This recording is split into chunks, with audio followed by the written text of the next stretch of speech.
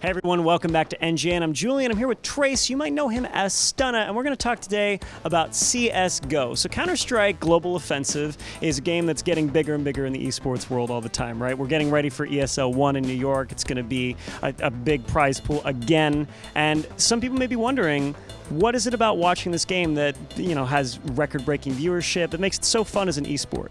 I mean, Counter-Strike is a classic title, and it started in 1999, I believe, with the first iteration of the game.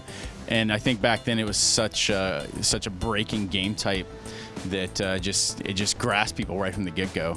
So, I mean, as the story's told, like 2012, they released this new title, Counter-Strike Global Offensive, and you've actually targeted a new audience, plus these guys that also played from way back in the day. So I just feel like could almost be considered the original Call of Duty. So to go even more basic, in case people don't know, it's 5v5, it's terrorists versus counter-terrorists, right? And the matches they're 30 rounds.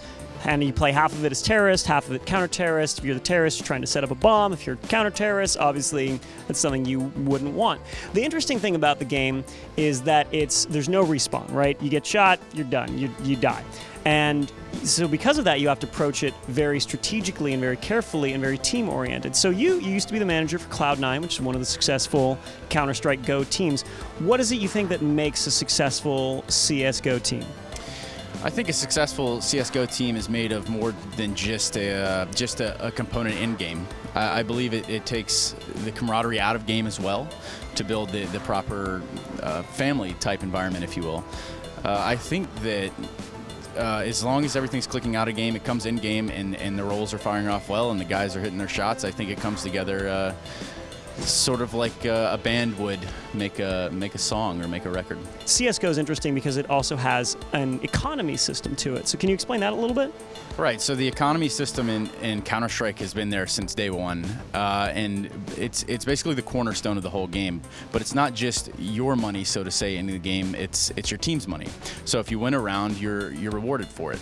And based off of how much money your team builds or you save, you're able to buy better weapons and upgrade what you have, better pistols, this, that, to better attempt to defeat your opponent on the battlefield. Right. So you've got up to 30 rounds, right? Possibly more if it goes into overtime, but some of them are really crucial, right? We've got the pistol rounds that you're going to start out with when you have to have pistols, eco rounds and anti-eco rounds. Can you explain those different rounds and why they're so important to me?